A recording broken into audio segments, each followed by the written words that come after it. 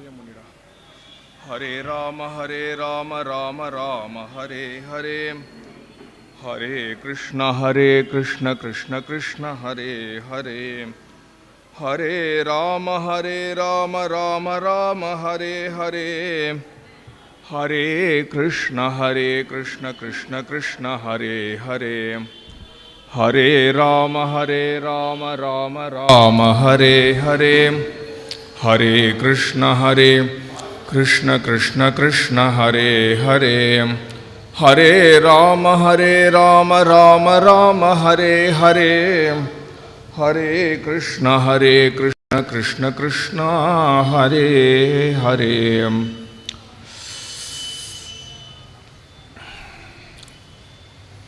नमोस्तु रामाय सलक्ष्मणाय देव्यै च तस्यै जनकात्मजायै नमोस्तु रुद्रेन्द्रयमानिलेभ्यो नमोस्तु चन्द्रार्कमरुद्गणेभ्यः रामं रामानुजं सीतां भरतं भरतानुजं सुग्रीवं वायुसूनुं च प्रणमामि पुनः पुनः वाल्मीकिगिरिसम्भूता रामाम्भोनिधिसङ्गता श्रीमद्रामायणी गङ्गापुनातिभुवनत्रयं वाल्मीकेर्मुनिसिंहस्य कवितावनचारिणः शृण्वन् रामकथानादं को नयाति परां गतिं कलये सुन्दराकारं सदैकप्रियदर्शनम् अज्ञाननाशकं देवं सद्गुरुं मुरलीधरं मुरलीमण्डितकरकमलं मुनिजनमोहनं व्यत्यस्तपादं वनमालाधारिणं प्रेमभक्तमण्डलनित्यकीर्तितं प्रेमिकवरदम् आश्रयेऽहं श्रीप्रेमिकवरदम् आश्रयेऽहम् जानकीकान्तस्मरणं जय जय राम राम सद्गुरुनाथ महाराज की आंजनेय स्वामी की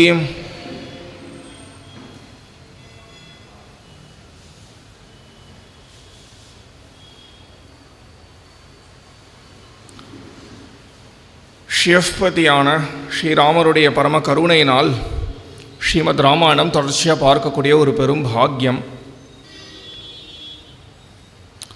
நேற்றைய தினம் பிரபு ஸ்ரீராமர் கௌசல்யுடைய ஒரு ஆசையை பெற்று சீதாதேவியின் இடத்துலையும் போய் விண்ணப்பிச்சுண்டு கடைசியாக சீதாதேவி ஹட்டம் பண்ண சீதாதேவியை கூட்டுன்னு போகிற மாதிரி ஆகி அப்புறம் இலக்குவனனோடு திருப்பி கூட்டுண்டு போகிற மாதிரி நேரடுது.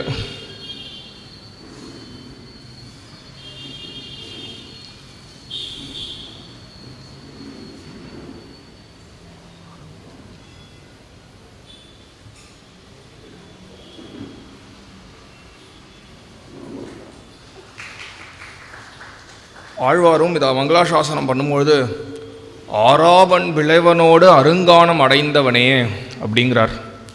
ஒரு ஆறாத அன்பா பெருமாள் பற்றிய விஷயங்களில் இந்த மாதிரி சப்தங்கள்லாம் உபயோகிக்கிறது வழக்கம். வடமொழியில் அமிர்தம் அப்படின்னு சொல்லிடுவோம், தமிழில் சொல்லும்பொழுது ஆறாத அப்படின்னு வரும். திருக்குடந்தையில், அதாவது கும்பகோணத்தில் ஒரு பெருமாள் இருக்கார். அவரிடத்துல எவ்வளவு ஈடுபட்டாலும் போதும் அப்படின்னே தோணாதான். அதனால அவருக்கு ஆறாவமுதன் அப்படின்னு பெயர். நம்மளே நிறையா பேருக்கு பேர் வைப்பா, ஆறாமுதன்னு. அந்த வேவை விட்டு போயிடும், ஆறாமுதன்னு சொல்ல ஆரம்பிச்சிருவோம். கும்பகோணத்தில் போனாலும் பெருமாள் பேர் அமுதன்னு தான் சொல்லுவாள். ஆனால் அவருடைய பெயர் அபர்யாப்தாமிருதன் வடமொழியில். நம்ம ஆழ்வார் மங்களாசாசனம் பண்ணும்பொழுது ஆறாவமுதே அடியேன் அப்படின்னு மங்களாசாசனம் பண்ணுறார். அவரிடத்துல எவ்வளவு ஈடுபட்டாலும் போதும்னே தோணாதான். உலக விஷயத்தில் ஏதாவது ஒரு எதில் ஈடுபட்டாலும் ஒரு அளவுக்கு மேலே போதும்னு தோணிடும். உங்கள் ஊரில் ரொம்ப பிரசித்தி அல்வா தானே, திருநெல்வேலினாலே அல்வான்னு தானே சொல்லுவா. சரின்னு ஒரு 100 கிலோ அல்வா வாங்கி கொடுத்தா யாராலையாவது சாப்பிட முடியுமா? 100 கிலோவையும் உடனே சாப்பிடணும்னு சொல்லலை, டெய்லி ஒரு கிலோ சாப்பிடுங்கோ அப்படின்னு சொன்னால் சாப்பிட முடியுமோ? முதல் நாள் சாப்பிட்லாம், 2வது நாள் சாப்பிட்லாம். 3வது நாள் 1 கிலோ சாப்பிட முடியாது, 1 கிலோவுக்கு கொஞ்சம் குறையும். 4வது நாள் 1 கிலோவுக்கு ரொம்பவே குறையும். ஒரு 20 நாள் போயிடுத்துன்னா அல்வானாலே பிடிக்காமல் போயிடும் இல்லையா? அது மாதிரி ஆகிடும்.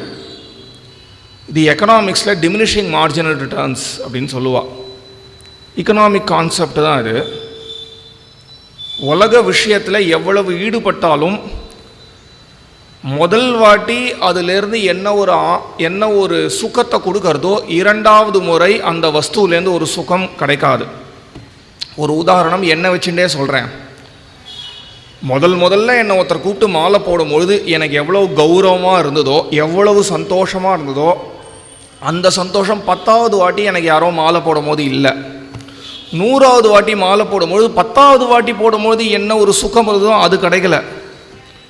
எந்த ஒரு விஷயத்தில் நம்ம திருப்பி ஈடுபடுறோமோ அந்த விஷயத்துலேருந்து வரக்கூடிய சுகம் குறைஞ்சுட்டே வரும். ஒரு ஜிலேபி யாருக்காவது ரொம்ப பிடிக்கிறதுன்னு வச்சுக்கலாம். எனக்கு ஜிலேபினா ரொம்ப பிடிக்குமோ அதனால சொல்கிறேன்.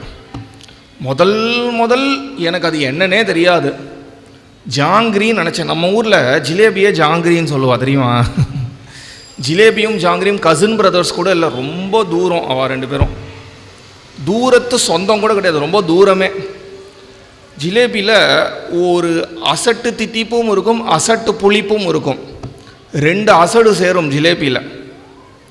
ஆனால் ஜாங்கிரி அப்படி கிடையாது. வெறுமா ஒரு சக்கரப்பாகில் வச்சு எடுத்துருவா, தித்திக்கும், அவ்வளோதான். ஜாங்கிரியில் புளிப்பே இருக்காது. ஜிலேபியும் ஜாங்கிரியும் ஒன்று கிடையாது.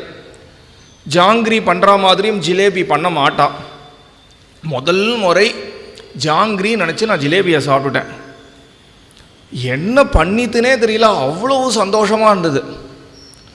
அது நான் நினச்சேன் வாழ்க்கையுடைய சந்தோஷமே இந்த ஜிலேபியில் தான் இருக்குதுன்னு நினச்சேன். அப்புறம் எப்படியோ எங்கள் அம்மாவனா போட்டு பிடுங்கி அதை எப்படியோ கற்றுக்க வச்சு ஏதோ சாப்பிட்டேன். ஒரு வாரத்திலனா ஜிலேபி மேலே இருந்த ஆசையே போயிடுத்து. இப்போலாம் யாராவது ஜிலேபி கொடுத்தா கூட கொஞ்சோண்டு எடுத்துன்னு திருப்பி கொடுத்துருவேன். அந்த அளவில் தான் இருக்குது. உலக விஷயத்தில் எதில் நம்ம அதிகமாக ஈடுபட்டாலும் கொஞ்சம் கொஞ்சமாக அலுப்பு தட்டிடும் அந்த விஷயத்தில். இதை நம்ம விவேகமாக யோசித்து பார்த்தா நமக்கே புரியும். எந்த விஷயமாக இருந்தாலும் அப்படி தான். உலக சம்பந்தப்பட்ட எந்த விஷயமாக இருந்தாலும் அந்த விஷயத்தோடு நம்ம திருப்பி சம்பந்தப்படும்பொழுது ஒரு அலுப்பு தட்டிடும். இதுவே பகவானுடைய விஷயத்தில் நம்ம அதிகமாக ஈடுபட இன்னும் ருச்சி பிறக்குமே ஒழிய அலுப்பு தட்டவே தட்டாது. அதனால தான் பெருமாளுடைய பெயரே அழகாக வச்சிருக்கார், அபரியாப்தாமிருதன், 6ஆவமுதன் அப்படின்னு. அவரை எவ்வளோ பார்த்தாலும் அவ்வளோ அழகாக இருப்பார் பெருமாள் பார்க்கறதுக்கு. இன்றைக்கி வைத்தமா நிதியை போய் சேவிச்சுட்டு வந்தேன், அதே மாதிரி இருப்பார். படுத்துன்னு இருப்பார் பெருமாள். ஆனால் மை போட்டுனா பார்த்துன்னு இருக்க மாட்டார். உத்தான சயனன்னு பேர் 6ஆவமுதனுக்கு. அங்கேருந்து ஒரு ஆழ்வார் வந்தார். ஆழ்வார் வந்து நான் வந்திருக்கேன், நீ ஒன்றும் படுத்துன்னு இருக்கேன்னு உடனே பெருமாள் கொஞ்சம் எழுந்துக்க ஆரம்பிச்சாராம். உடனே எழுந்துக்க வேணாம் அப்படியே இருந்தாராம். எழுந்துக்காமல் ஒரு மாதிரி இருப்பார். உத்தானம் அப்படின்னா வடமொழியில் எழுந்துக்கிறதுன்னு அர்த்தம், எழும்புறதுன்னு அர்த்தம். ரொம்ப அழகாக இருப்பார் பெருமாள் பார்க்கறதுக்கு. அவர் முகத்தில் ஒரு புன்முறுவல் இருக்கும். அந்த ஆதிசேஷன் அழகாக கொடை பிடிக்கிற மாதிரி படம் எடுத்துண்டு அதில் 6ஆவமுதன் இருக்கிற அழகே அழகு. இருக்கக்கூடிய அனைத்து நதிகளும் இருப்பா அவருடைய திருவடியில். 6ஆவமுதன் ஒரு அழகு தான். கும்பகோணத்தில் இருக்கார். இங்கே இருக்கிற வைத்தமா நிதி மாதிரியே இருப்பார்.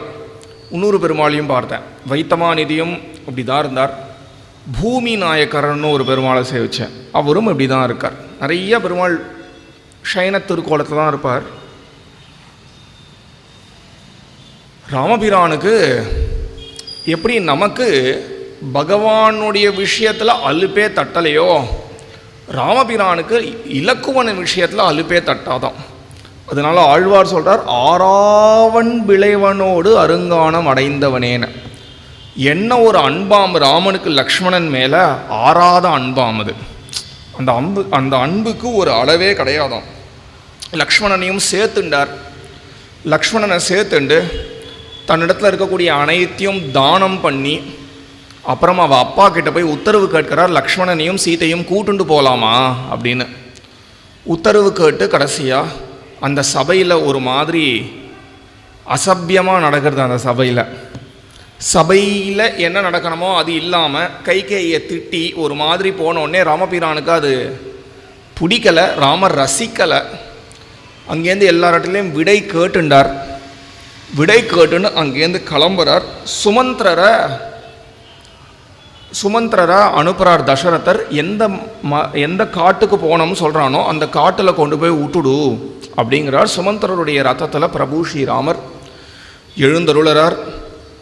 ராமர், லக்ஷ்மணன், சீதை 3 பேரும் சுமந்திரருடைய ரத்தத்தில் எழுந்தருளார்கள். சுமந்திரருடைய ரத்தம் கிளம்ப ஆரம்பிக்கிறது. ஊர் ஜனங்களுக்குன்னா இப்போ தான் கொஞ்சம் கொஞ்சமாக தெரிய ஆரம்பிக்கிறது, ராமபிரானுடைய பட்டாபிஷேகம் நின்று போயிடுது அப்படின்னு. ஜனங்களுக்கெல்லாம் ஒன்றுமே புரியல. அவளுக்கெல்லாம் ஒரு கால் ஏதாவது தீட்டு, இப்போ நம்ம வீட்டிலே நிறையா காரியங்கள் வச்சுருப்போம். அந்த காரியம் வைதிக காரியத்துக்கு நடுவில் ஏதாவது தீட்டு சம்பவிச்சுடுது, அதாவது தீட்டு வந்துடுது அப்படின்னா அதே நட்சத்திரத்தில் அடுத்த மாதம் வச்சுருவோம் இல்லையா? இது மாதிரி பண்ணுறது வழக்கம். அது மாதிரி ஏதாவது தீட்டா இந்த குடும்பத்தில்னா யாராவது பிறந்துட்டார்களா இல்லை யாராவது இறந்து விட்டார்களா, பிறந்தாலோ இறந்தாலோ ஒரு தீட்டு ஒன்று வரும். அது மாதிரி ஏதாவது ஒன்று வந்துடுத்தா தள்ளி போயிடுத்தா பட்டாபிஷேகம் அப்படின்னு ஜனங்கள்லாம் பேசிக்கும் பொழுது கடைசியாக தெரிய வருது என்ன நடந்துடுத்து அப்படின்னு. பட்டாபிஷேகம் தள்ளினா போகலை, 14 வருஷ காலங்கள் போய் காட்டில் போய் வாசம் பண்ணு அப்படின்னு ஒரு வரத்தை கேட்டுண்ட ராமபிரான் காட்டுக்கு போகிறான். ராமனுக்கு இங்கே சுத்தமாக பட்டாபிஷேகமே கிடையாது. பரதன் தான் ராமனுக்கு பதிலாக பட்டத்துக்கு வரப்போகிறான் அப்படிங்கிற செய்தி ஜனங்களுக்கு முழுசாக தெரிய ஆரம்பிக்கிறது. ஜனங்களுக்கெல்லாம் பைத்தியம் பிடிக்கிறது. யாராலையும் இதை நம்பவே முடியல. சர்வான் தேவான் நமஸ்யந்தி ராமஸ்யார்த்தே மனஸ்வினக அப்படின்னு இந்த ஜனங்கள் எப்பேற்பட்ட ஜனங்கள் என்றால், ராமனுக்கு பட்டம் கிடைக்கணும் அப்படிங்கிறதுக்காக ஒவ்வொருத்தரும் அவர்கள் குலதெய்வத்தை போய் வேண்டின்றார்களாம். நாளைக்கு நல்லபடியாக ராமனுக்கு பட்டம் கிடைக்கணும், நாளைக்கு நல்லபடியாக ராமனுக்கு பட்டம் கிடைக்கணும் அப்படின்னு. ராமனுக்கு எப்போ பட்டம் அப்படின்னு தீர்மானம் ஆச்சோ அப்போவே இது நல்லபடியாக நடக்கணும்னு எல்லாரும் உபவாசம், எல்லாரும் உண்ணாமல் வேறு இருக்கிறார்கள் எல்லா ஜனங்களும்.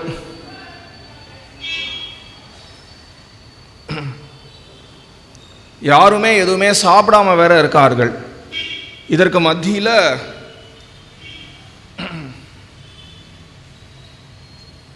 நம்ம ஒரு நல்ல காரியம் பண்ணுறோமா இல்லையான்னு எப்படி தெரியும்? எப்படி தெரியும் சொல்லுங்க, யாராவது சொல்கிறீங்களா பார்க்கலாம். எப்படி தெரியும் நம்ம ஒரு நல்ல காரியம் பண்ணுறோமா இல்லையான்னு? நம்ம பண்ணக்கூடிய காரியம் நல்ல காரியமா இல்லையான்னு எப்படி நம்மளால் கண்டுபிடிக்க முடியும்? மனசு சந்தோஷமாக இருக்குது, சரி. அப்புறம் எல்லாம் தூங்கின்னு இருக்கேலா? நான் கௌசல்யா சுப்ரஜா சொல்லணும் போல இருக்கே 7 மணிக்கு. பாவம் ராமர் தூங்குற வேலை வந்துட்டு அவர் திருப்பி எழுந்து உக்காந்துருவார். கலியுகத்தில், இந்த யுகத்தில் நம்ம பண்ணக்கூடிய காரியம் நல்ல காரியமா இல்லையா அப்படிங்கிறதுக்கு ரொம்ப சுலபமாக தெரிஞ்சுட்டுலாம். பண்ணும்போது நிறைய இடையூறு வந்ததுன்னா நன்னா தெரிஞ்சுக்கோங்க அது நல்ல காரியம் அப்படின்னு. ஊரில் இருக்கக்கூடிய ஜனங்கள் எல்லாருக்கும் பைத்தியம் பிடிக்கிறது. எல்லாம் தான் உடுத்தின்னு இருக்கக்கூடிய புது ஆடைகள் எல்லாத்தையும் போட்டு கிழிக்கிறது, நெத்தியை அழிச்சிக்கிறது, போய் முட்டிக்கிறது, எல்லாம் ஓன அழறார்கள். அவளால் நம்பவே முடியல ராமன் இல்லாமல் இந்த ஒரு ஊர் இருக்க போகிறது அப்படின்னு. 24 வருஷ காலங்களாக எந்த சுவாமியை பார்த்து யாரோட பழகி இவ்வளோ நாட்கள் காலத்தை கழித்தார்களோ அந்த ராமன் இந்த ஊரை விட்டு பிரிய போகிறார் அப்படின்னு இவர்களால் நினச்சி பார்க்க கூட முடியல. எல்லாரும் இவ்வளவு நாட்கள் அந்த ஊரில் ரொம்ப வயசானவர்கள்லாம் இருக்கார்கள். 10,000 வருஷம், 20,000 வருஷம், 30,000 வருஷ காலங்கள்லாம் வாழ்ந்தவர்கள் இருக்கார்கள். அவர்கள்லாம் எதன் பொருட்டு இவ்வளோ ஆயுசோடு இருக்கார்கள் என்றால் ராமனுடைய பட்டத்தை பார்க்கணும் அப்படிங்கிறதுக்காகவா. சுமந்திரர் அப்படிங்கிறவர் ராமரினுடைய தேர் ஓட்டி, ராமருடைய தேர் ஓட்டி கிடையாது, தசரதருடைய தேர் ஓட்டி. அவர் தசரதருடைய அப்பா, தாத்தா, கொள்ளு தாத்தா எல்லாருக்கும் தேர் ஓட்டி இருக்கார். எல்லாருக்கும் பிரதம மந்திரியாக இருந்திருக்கார். பிரதம மந்திரியாக இருப்பார்கள், தேர் ஓட்டுவார்கள். இந்த மாதிரி புராண பிரவச்சனங்கள்லாம் பண்ணுவார்கள். இவர்களுக்கு தான் சூத்தன் அப்படின்னு பெயர். சூத்தகன்னு சொல்லுவோம் சம்ஸ்கிருதத்தில், வடமொழியில். சூத்தன் அப்படின்னா 3 காரியங்கள் அவருக்கு விதிக்கப்பட்டிருக்கு. ஒன்று இந்த மாதிரி புராண பிரவச்சனங்கள் பண்ணலாம், இன்னொன்று பிரதம மந்திரியாக இருப்பார்கள், தேர் ஓட்டுவார்கள், 3 காரியங்கள் பண்ணுவார்கள். அது பண்ணக்கூடியவன் தான் சுமந்திரன். அந்த சுமந்திரன் அந்த வம்சத்தில் வந்த பாதி ராஜாக்களுக்கு அவர் தான் பிரதம மந்திரியாக இருந்திருக்கார். ஒரே ஒரு காரணத்துக்காக தான் தன்னுடைய உயிரை பிடிச்சின்னு வந்திருக்கார். என்ன காரியம் அப்படின்னா, நம்ம இது மாதிரி பிரதம மந்திரியாக இருந்தாதான் ராமனுக்கு பட்டம் கிடைக்கும் போது ராமன் போகக்கூடிய தேரில் நம்ம தேர் ஓட்டியாக இருக்க முடியுங்கிற ஒரே காரணத்துக்காக தான் இருக்கார். அப்போது சுமந்திரன் மாதிரி அந்த ஊரில் எவ்வளவோ பேர்கள் இருக்கார்கள். அவர்கள் எல்லாருக்கும் ராமனை பட்டாபிஷேகம் பண்ணி பார்க்கணும்னு ஆசை. எல்லாரும் வயசானவர்கள் வேற. அவர்களால் நம்பவே முடியல, நம்ம கண்ணு முன்னாடி இந்த பட்டத்தை பறிச்சுட்டு போயிட்டார்கள் அப்படின்னு. எல்லாருக்கும் பைத்தியம் பிடிக்கிறது.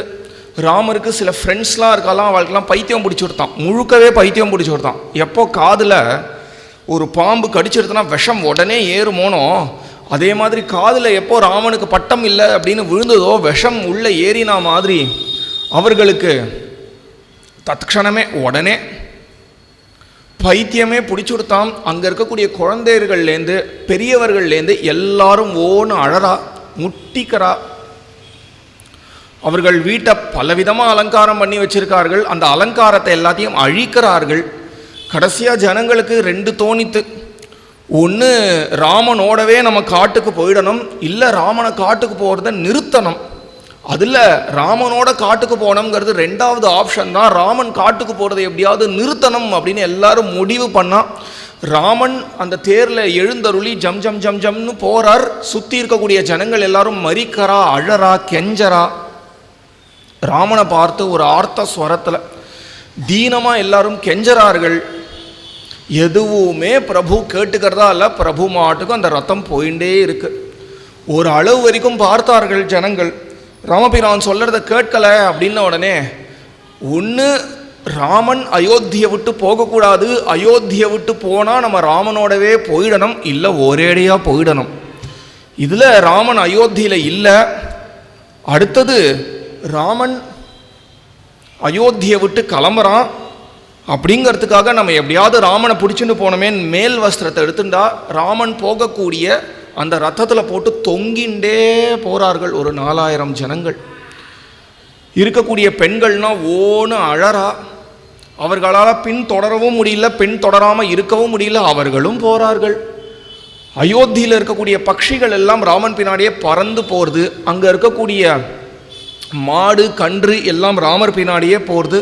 விஷ ஜந்து பாம்பு நெளிஞ்சு ராமர் பின்னாடியே போகிறது.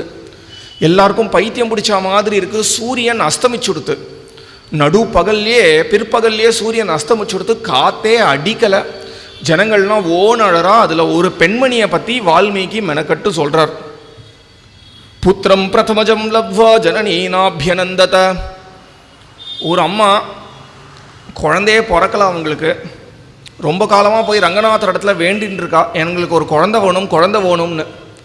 ரங்கநாதரும் அந்த பிரார்த்தனையை நிறைவேற்றினார். நிறைவேற்றின உடனே அந்த அம்மா கர்ப்பம் தரிச்சா.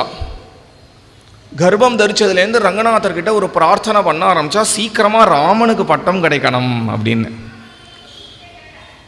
ஏன் ராமனுக்கு பட்டம் கிடைக்கணும் அப்படின்னா, ராமனுக்கு பட்டம் கிடைச்சாதான் என்னுடைய குழந்தை ராமன் ராஜாவாக இருக்கக்கூடிய ஒரு ராஜ்யத்தில் பிறப்பான்.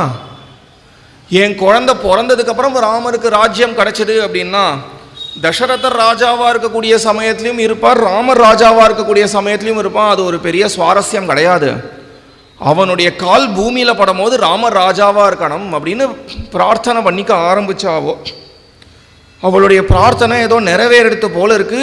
நாளைக்கு பட்டாபிஷேகம்னு இன்னைக்கு நியூஸ் வந்துடுத்து. உடனே அவள் போனால் ரங்கநாதர் இடத்துல அடுத்த பிரார்த்தனை பண்ண ஆரம்பித்தா, நாளைக்கே எனக்கு குழந்தை பிறக்கணும் அப்படின்னு. ஏன் நாளைக்கே குழந்தை பிறக்கணும் அப்படின்னா, யாராவது குழந்தைய பார்த்து உனக்கு எப்படா பிறந்த நாள் அப்படின்னு கேட்டால் அந்த குழந்தை இந்த தேதியை சொல்லணுமா. இந்த தேதியை சொன்ன உடனே எல்லாரும் ராமருக்கு பட்டாபிஷேகமான நாள் அப்படிங்கணுமா. இந்த குழந்தைய பார்க்கும் போதெல்லாம் ராமருடைய பட்டாபிஷேகம் நினைவுக்கு வரணும் அப்படிங்கிற மாதிரி எனக்கு ஒரு குழந்தை வேணுமே வேணுமே வேணுமேனு பிரார்த்தனை பண்ணி கரெக்டாக நாளைக்கு பிறக்கணும்னு வேண்டிக்கிறா. அடுத்த நாள் அவளுடைய பிரார்த்தனையும் நிறைவேறிடுத்து. ஒரு அழகான குழந்தையும் பிறந்தது. அதுதான் அவளுடைய முதல் குழந்தையாம். முதல் குழந்தைங்கிறது எந்த அம்மாவுக்குமே ரொம்ப ஸ்பெஷல் தான். அந்த குழந்தைய பார்த்த உடனே கொஞ்சினா கண்ணே மணியே முத்து, இனிமே யாராவது உன்னை எப்போ நீ பிறந்திருக்கேன்னு கேட்டால் ராமர் பட்டாபிஷேகம் பண்ண நாள் அன்னைக்குன்னு சொல்லலாம் அப்படின்னு சொல்லிகிட்டே இருக்கும்போது அவளுக்கு செய்தி வருது, இன்றைக்கி ராமனுக்கு பட்டம் இல்லை அப்படின்னு. தலையில் அடிச்சுண்டா. எந்த குழந்தை ராம பட்டாபிஷேகத்தை நினைவு மூட்டணுங்கிறதுக்காக பெற்றுக்கணும்னு நினச்சேனோ அந்த குழந்தைய பார்க்கும்போது இப்போ ராமர் காட்டுக்கு போனதே எனக்கு நினைவுக்கு வரப்போகிறதே அப்படின்ன உடனே அந்த குழந்தையும் அழுதுது. அந்த குழந்தைய அப்படியே வச்சா ராமர் பின்னாடி நடந்து போக ஆரம்பிச்சுட்டா. எவ்வளவோ நிறுத்தியும் ஒன்றுமே பண்ண முடியல. ராமர் காட்டுக்கு தான் போயிடுவார் போல இருக்கு. கடைசியாக அங்கே யாகம் பண்ணக்கூடிய பெரியவர்கள் அவர்களுடைய தலை இப்படி ஆடுமா, ஒரு இடத்துல நிற்காதான். அவ்வளோ வயசானவர்கள் கையில் ஒரு கொடை வேற வச்சுட்டு வரார்கள். வாஜபேயம் அப்படின்னு ஒரு யாகம் பண்ணக்கூடியவர்கள். இந்த மாதிரி யாகம் பண்ணக்கூடியவர்களுக்கு அந்த வம்சத்துக்கே அந்த யாகத்தினுடைய பெயர் அவர்களுடைய பின்னாடி வந்துடும். நான் சொல்கிறது புரியுறதா? வாஜபேயம் அப்படின்னு ஒரு யாகம் பண்ணார்கள் அப்படின்னா அந்த வம்சத்தில் பிறக்கக்கூடியவர்களுக்கெல்லாம் வாஜபாயி அப்படின்னு அந்த பெயர் வந்துடும் பின்னாடியே. இது மாதிரி நிறையா சில யாகங்கள் பண்ணக்கூடியவர்கள், சோமயாகம் பண்ணக்கூடியவர்களுக்கு அதோடைய பேர் வந்துடும் சோமயாஜி அப்படின்னே கூப்பிட ஆரம்பிச்சுடுவார்கள். அது மாதிரி வாஜபேய யாகம் பண்ணக்கூடியவர்கள் அவ சொன்னா ராமர் கேட்பார் அப்படின்னு அவர்கள் எல்லாரும் ஒரு மறியல் போராட்டம் பண்ணுற மாதிரி, ஒரு சங்கிலி மறியல் பண்ணுற மாதிரி கையை ஒன்னோட கை கோர்த்துண்டு ராமர் ரத்தத்தில் வரும்போது எழுத்தாப்பில் மறிக்கிறார்கள். மறித்த உடனே ராமபிரான் பார்த்தான். உடனே இவ்வளோ பெரியவா வந்திருக்காளே அப்படின்னு ரத்தத்துலேருந்து கீழே இறங்கினார். கீழே இறங்கி விழுந்து சேவிச்சார். விழுந்து சேவித்த உடனே அவர்கள் எல்லாரும் காட்டுக்கு போகாத அப்படின்னோடனே ராமன் சிரிச்சுண்டான். அப்பா கிட்ட நான் வார்த்தையை கொடுத்துருக்கேன், அந்த வார்த்தையை நான் நிறைவேற்றணுமே, நான் காட்டுக்கு போய் தான் ஆகணும் அப்படின்னு சொல்லி அவன் மாட்டுக்கு நடக்க ஆரம்பிச்சுட்டான். அப்போது அதில் இருக்கக்கூடியவர்கள், ராமா எங்கள் பொருட்டு இல்லைன்னா கூட இவர்கள் பொருட்டு நீ காட்டுக்கு போகக்கூடாது அப்படின்னு காண்பிக்கிறான். அங்கே காண்பிச்சா நிறையா மரங்கள் இருக்கு வரிசையா. பக்தி மந்தீஹ பூதானி ஜங்கமா ஜங்கமானி ச யாச்சமானேஷு ராமத்வம் பக்திம் பக்தேஷு தர்ஷய. பக்தி மந்தீஹ பூதானி, அங்கே பார்த்தா நிறையா மரங்கள் இருக்கு. அந்த மரங்கள்னா காத்தே இல்லாமல் இப்படி இப்படி ஆடின்னு இருக்கான். பக்தி மந்தீஹ பூதானி. ராமர் பார்த்து ஆச்சரியப்படுறார், என்னமா இந்த மரங்கள்னா இங்கே காத்தே இல்லாமல் ஆடின்னு இருக்கு. அவ சொன்னா இந்த மரங்கள்னா சாமானிய மரங்கள் கிடையாது, விசேஷ வியக்திகள். இந்த மரம் எப்பேற்பட்டது அப்படின்னா, நீ இங்கே பிறக்க போற அப்படிங்கிறத தெரிஞ்சுட்டு உன்னை விட்டு ஒரு துளி நேரம் கூட பிரிஞ்சிடக்கூடாதுங்கிறதுக்காக மரமாக பிறக்கணும்னு வரம் கேட்டு நீங்கள் பிறந்திருக்க. ஒரு பறவையாக பிறக்கலாம், ஒரு பாம்பாக பிறக்கலாம், எதுவாக ஒரு ஈயா கொசுவாக கூட பிறக்கலாம். ஆனால் அப்படி பிறக்கிறதுனால ஏதாவது ஒரு காரணத்தினால அயோத்தியை விட்டு வெளில போகிற மாதிரி நேர்ந்துடும். ராமா நீ இருக்கக்கூடிய ஊரில் இல்லாத மாதிரி போயிடும். அப்படி இருக்கவே கூடாது. பிறப்புலேருந்து கிளம்புற வரைக்கும் கடைசி வரைக்கும் ராமர் இருக்கக்கூடிய ஊர்லேயே பிறக்கணும். அதற்கு நம்ம ஒரு மரமாக பிறந்தாதான் உண்டு அப்படின்னு வரம் கேட்டுட்டு இவர்கள் எல்லாரும் மரமாக பிறந்திருக்கா. இப்போதான் இவாளுக்கு தெரியும் நீ காட்டுக்கு போறேன்னு. எப்படியாவது வேரோட பிடுங்கிட்டு ராமபிரான் எந்தெந்த காட்டுக்கு போறானோ அந்த காட்டு இல்லை போய் நம்ம உக்காந்துன்றலாமா அப்படிங்கிற மாதிரி இவர்கள் எல்லாம் வேரோட பிடுங்கிக்கிற பார்க்குறா. அதனால தான் இப்படி இப்படி ஆடுறா. யாருக்காக இல்லைனாலும் ராமா இந்த மரங்களுக்காவது நீ அயோத்தியை விட்டு போகாதே அப்படின்னு இவாள்லாம் கேட்கிறா. ராமர் பார்த்து ஆச்சரியப்பட்டு அவர் மாட்டுக்கு போயிடுறார்.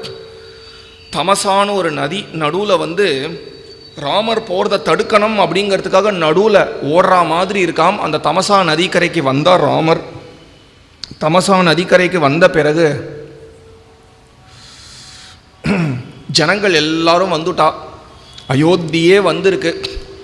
ராமபிரான் பரதனுடைய கல்யாண குணங்கள்லாம் எடுத்து ஜனங்கள் இடத்துல உபதேசம் பண்ணி ஒரு உபன்யாசம் பண்ணி, பரதனுடைய ராஜ்யத்தில் நீங்கள்லாம் வாழறதுக்கு எப்பேற்பட்ட பாக்கியம் பண்ணியிருக்கணும், எனக்கு அந்த பாக்கியம் இல்லையேன்னு எனக்கு இருக்கு, என் மேலே உங்களுக்கு விசேஷமாக பிரீத்தி இருக்குமாகில் என் பொருட்டு பரதன் இடத்துலையே போய் இருங்கள் அப்படின்னு ராமர் சொல்கிறார். ஜனங்கள்லாம் அழுதுது.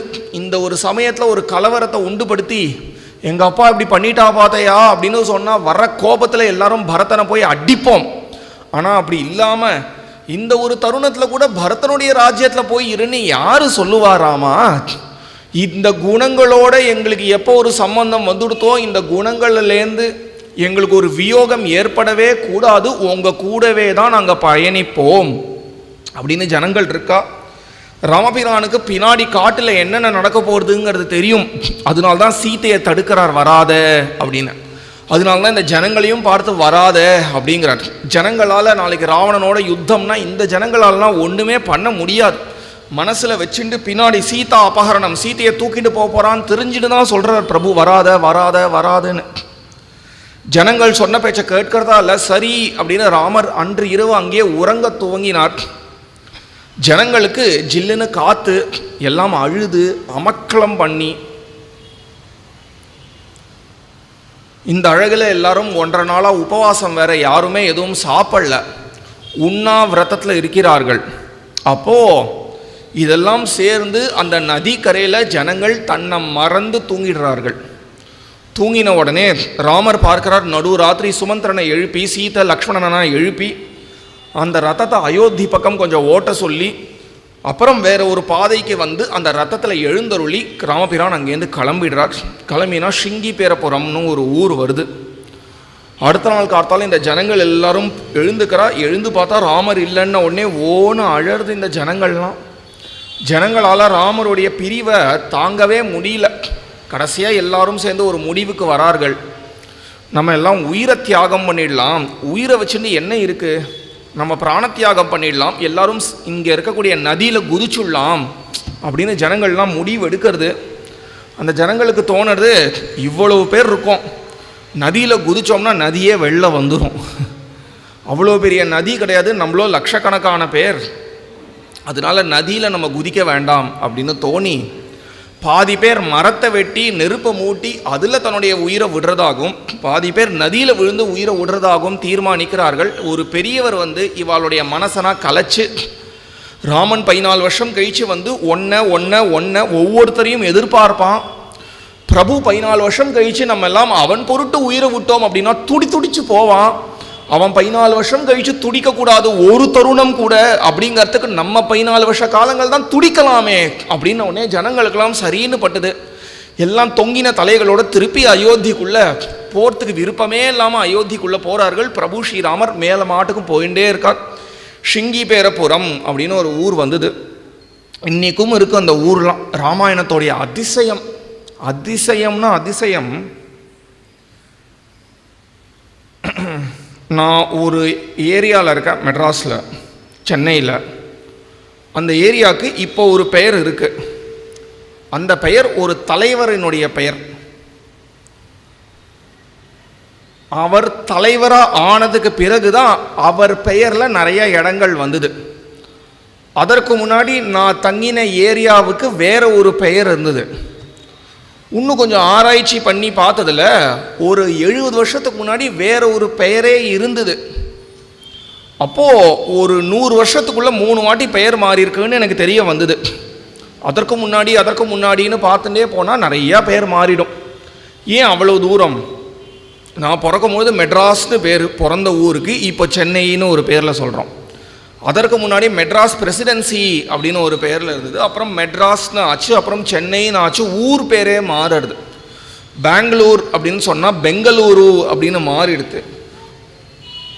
இப்படி பெயர்கள்லாம் மாறிண்டே இருக்கிறத நம்ம பார்க்குறோம். Change is the only thing constant அப்படின்னு சொல்லுவாள். மாற்றம் ஒன்றே மாறாமல் இருப்பது அப்படின்னு சொல்லி நம்ம இந்த மொழிகள்லாம் கேள்விப்பட்டிருக்கோமோனோ. ஆனால் என்ன ஒரு அதிசயம், யாராவது யோசித்து பார்த்துருக்கேளா? இது ஆதி காவியம். ஆதி காவியம் தான் முதல்ல கதை வடிவத்தில் ஏற்பட்டது. வால்மீகி அருளி செய்த ராமாயணம் தான்.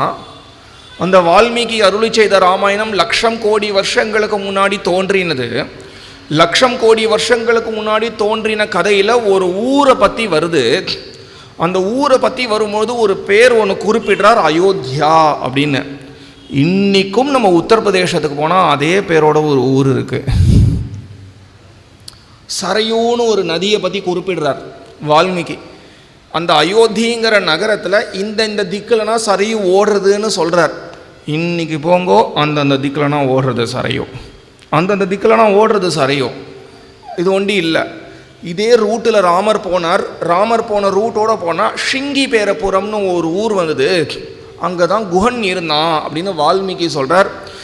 அதே மாதிரி வால்மீகி சொன்ன ரூட்டிலேயே நம்ம பிடிச்சிட்டு போனோம் அப்படின்னா ஒரு நைட்டு ஒரு 4-5 ஹவர்ஸ் ட்ராவல் அந்த பக்கம் போனோம்னா இன்றைக்கும் அதே ரூட்டில் ஷிங்கிபேரபுரம்னு ஒரு ஊர் இருக்குது, இன்றைக்கும் இருக்குது. வால்மீகி ராமாயணத்தினுடைய காலத்தை யோசித்து பாருங்கோ, இப்போ இருக்கக்கூடிய காலத்தை யோசித்து பாருங்கோ, எவ்வளவு மாறி இருக்கணும். எவ்வளவு ராமாயணத்தில் சொல்லியிருக்கக்கூடிய எந்த ஒரு பெயரும் இன்னி வரைக்கும் மாறாமல் இருக்கு. இன்னும் கொஞ்சம் விவேகமாக சொல்லணும்னா ராமருடைய திருவடி பட்ட இடங்கள் எதுவுமே இன்னும் மாறாமையே இருக்கு. திருப்பி சொல்லட்டா இன்னொரு விதமா, ராமர் திருவடி படாத இடம் எல்லாமே மாறுறது. இதுவே ராம திருவடி சம்பந்தம் வந்துடுத்து அப்படின்னா அது என்னமோ தெரியல மாறாமையே இருக்கு. ராமர் ஒரு ரூட்டில் போனார்னு வருது, அதே ரூட்டையே பிடிச்சின்னு போங்களேன் வரும். அதே ரூட்டோட போங்கோ. யமுனை கங்கை வருதுங்கிறார், அப்புறம் யமுனை வருதுங்கிறார், பிரயாகராஜ் வருதுங்கிறார். இன்னும் கொஞ்சம் நேரம் போனால் சித்திரக்கூட்டம் வந்துடுறதுங்கிறார். ஒரு நைட்டு ட்ராவல். நம்ம அயோத்தியிலேருந்து கிளம்பினா சித்திரக்கூட்டம் போயிடலாம். நைமிஷாரண்யத்துக்கு ராமர் போனார், கதையை கேட்டார், யாகத்தை வளர்த்தார்னு வருது. நைமிஷாரண்யம் போயிடலாம், 130 கிலோமீட்டர் தான் அயோத்தியிலேருந்து. அதோட நேரம் போனால் தண்டகாரண்யம் வந்ததுங்கிறார். தெற்கே வந்தால் பம்பா நதிக்கரை வந்தது தெற்கு முனையிலங்கிறார். இன்றைக்கும் பம்பைன்னு ஒரு நதி இருக்குது. அதற்கப்புறம் இன்னும் கொஞ்சம் வடக்க பார்க்க போனால் ரிஷ்யமுகம்னு ஒரு மலை வந்தது அப்படிங்கிறார். இன்றைக்கும் ஹம்பி அப்படிங்கிற ஒரு இடம் இருக்குது. அதுலேருந்து தெற்கு கிளம்பி வந்தார், பார்த்தா ஒரு பெரிய சமுத்திரக்கரை வந்துடுத்து அப்படிங்கிறார். அங்கே வேற படுத்துட்டு இருந்தார்னு வர்றார். இன்றைக்கும் பார்த்தா ராமேஸ்வரம் வருது, திருப்புல்லானி வருது. அங்கேருந்து 100 யோஜனை தூரம் தாண்டி ஒரு அணையை கட்டினார்கிற. இன்னைக்கு அந்த அணை இருக்கு. அந்த அணையை தாண்டி அந்த பக்கம் போனால் லங்கைன்னு ஒரு ஊர் வந்ததுங்கிற. இன்னைக்கு இருக்கே.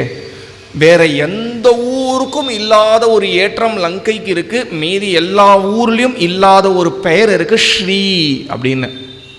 சீதாதேவி லக்ஷ்மி பிராட்டி ஸ்ரீதேவி அங்கே 10 மாதம் காலங்கள் போய் தங்கிட்டு வந்துட்டாலாம். அதனால அது வரைக்கும் அந்த ஊருக்கு லங்கைன்னு பேர். அதற்கப்புறம் ஸ்ரீலங்கான்னு இன்னைக்கு இருக்கே. ராமாயண காலம்ங்கிறது என்ன ஒரு காலம்? 1,00,000 கோடி வருஷங்களுக்கு முன்னாடி ஏற்பட்ட காவியம். 1,00,000 கோடி வருஷங்களுக்கு முன்னாடி ஏற்பட்ட காவியத்தில் வால்மீகி எந்த ஒரு பெயரை வச்சுன்னு கூப்பிடுறாரோ, எந்த ஒரு பெயர்ல அந்த காலத்தில் இந்த காவியம் ஏற்பட்ட காலத்தில் எந்த ஒரு பெயர்ல விவகாரத்தில் இருந்ததோ அந்த பெயரோட இன்னைக்கு கூட இருக்கு. பார்த்துருக்கேளா? இது என்ன ஒரு ஆச்சரியம்! எப்படி அந்த பெயர்ல இருக்கலாம்? திருநெல்வேலி பற்றி எனக்கு தெரியல, ஆனால் இங்கேயும் கண்டிப்பாக பெயர்கள்லாம் மாறி இருக்கும், இடமே மாறி இருக்கும். இதற்கு 100 உதாரணங்கள் சொல்லலாம். மாறாம அன்றும் இன்றும் என்றும் இருக்கக்கூடிய ஊர்னா ராமருடைய திருவடி பட்ட இடங்கள் தான். ராமர் திருவடி சம்பந்தம் இல்லாத இடங்கள் எல்லாம் மாறிடும். ராமர் திருவடி பட்ட இடங்கள் எதுவுமே மாறாமல் இருக்கிறது நம்ம இன்னைக்கு கண்ணுக்கு நேரம் பார்க்கக்கூடிய ஒரு அதிசயம். என்ன அதிசயம்னு கேட்கிறாளே, வாஸ்தவத்தில் இதுதான் அதிசயம். ஷிங்கிபேரபுரம்னு ஒரு ஊர் இருக்கு. வால்மீகி சொல்றார் கங்கை கரையில் இருக்குங்கிறார். இன்னைக்கு போங்கோ ஷிங்கிபேரபுரம்னு வால்மீகி சொன்ன ரூட்டிலே நம்ம கூகுள் மேப்பில் நம்ம ரூட் சொல்கிறோமோனோ, எங்கே போனோம் எங்கே வரணும்னு வால்மீகி ராமாயணத்தை ஒரு டைரக்ஷன்ஸாக வச்சுண்டு நம்ம அதை கொண்டுட்டு இப்படி போனோம்னா நம்மளுக்கு ஷிங்கிபேரபுரம்னு ஒரு ஊர் வரும். எந்த திக்கில் கங்கை கரை இருக்குன்னு சொல்கிறாரோ அங்கே நம்மளுக்கு கங்கை கரை இருக்கும். இதெல்லாம் என்ன ஆச்சரியம்! இது இது ஜீர்ணிக்கவே முடியல. இது முதல்ல இது கேள்விப்பட்ட உடனே ஜீர்ணிக்க என்ன ஆச்சரியம். பகவத் சம்பந்தம் எல்லாத்துக்குமே திவ்யம்னு சொல்லுவா. திவ்யம்னா அழியாமல் மாறாமல் இருக்கிறது, தெவிட்டாமல் இருக்கிறது. ராமர் போகிறார். ராமர் போனால் அங்கே ஷிங்கிபேரபுரம்னு ஒரு ஊர் வந்துடுத்து. ஷிங்கிபேரபுரத்தில் ராமருடைய ஒரு 6 உயிர் நண்பன் இருக்கானாம். இந்த வழியாக ராமர் காட்டுக்கு போனார். இன்னும் 14 வருஷ காலங்கள் அவரை பார்க்க முடியாது அப்படின்னு தெரிஞ்சால் அவன் ரொம்ப வருத்தப்படுவானாம். ராமர் என்ன ஒரு 8 பார்த்துட்டு போயிருக்கலாமே அப்படின்னு. அதற்காக ராமர் அங்கே இருந்து குஹனுக்கு ஒரு தர்சனத்தை கொடுத்து கிளம்பினார். அப்படிங்கிறது இல்லாமல் இந்த வழியாக போகிறோமே, இதற்கப்புறம் 14 வருஷ காலங்கள் நம்மளால் குஹனை பார்க்க முடியாதே, நமக்கு குஹனுடைய தர்சனம் வேணுங்கிறதுக்காக ராமன் குஹனை பார்க்கணும்னு காத்துட்டு இருந்தாராம். குஹனுக்கு ராமனை பார்க்கணும் அப்படிங்கிற ஆசையில் ராமர் அங்கே காத்துட்டு இருக்கல, குஹனை ராமர் பார்க்கணும் அப்படிங்கிறதுக்காக காத்துட்டு இருந்தாராம். ஏழை ஏதலன் கீழ்மகன் எண்ணாதிறங்கி மற்ற அவனுக்கு இன்னருள் சுரந்து மாடை மான்மட நோக்கி உன் தோழி உம்பி எம்பி என்று அங்க காத்துட்டே இருக்கார். வருவானோ வருவானோ வருவானோ அப்படின்னு காத்துட்டே இருக்கார். காத்துட்டே இருக்கும் பொழுது பார்த்தா யாரோ போய் சொல்றா குஹன் இடத்துல, ஒரு பெரிய இடத்துல உனக்கு ஒரு நட்பு இருக்கே, அந்த பையன் வந்திருக்கான் அப்படின்னு உடனே குஹன் எடுத்தான் ஓட்டம். தேன் திணை மாவுலாம் எடுத்துட்டு அங்கேருந்து எடுத்தான் ஒரு ஓட்டம். அந்த ஊருடைய எல்லையில் ராமபிரான் நின்று இருக்கார். ஊருக்குள்ளே போகக்கூடாதாம். அவள் அப்பா கிட்ட சத்தியம் பண்ணி கொடுத்துருக்காராம், நான் காட்டிலேயே இருப்பேன், ஊருக்குள்ளே போகமாட்டேன் அப்படின்னு சொன்னதுனால ஊர் எல்லையில் தான் இருப்பார். என்ன ஆனாலும் எந்த ஊருக்குள்ளேயுமே போயிட மாட்டார். வால்மீகி கேட்ட 16 குணங்களில் ஒரு குணம் திருடவிரதன் அப்படின்னு. ஒரு விரதம்னு எடுத்துட்டா திருடமாக இருக்கணும். அந்த விரதத்தில் திருடமாக இருக்கணும். என்ன ஆனாலும் சரி. லக்ஷ்மி சந்திராத் அபேயாத்வாங்கிறார் ராமபிரான். ராமருக்கு ஒரு சொல் ஒரு வில் அப்படின்னு சொல்லுவா. ஒரு சொல்லு தான் ஒக்கபானம்ங்கிறார் தியாகராஜ சுவாமிகள். ஒரு சங்கல்பம் எடுத்துட்டார்னா அந்த சங்கல்பம் எடுத்துனது தான் ஊரே திரண்டு வந்து தலைகீழ் நின்று தண்ணி குடித்தாலும் அவருடைய விரதத்தை மாற்றிக்க மாட்டார்.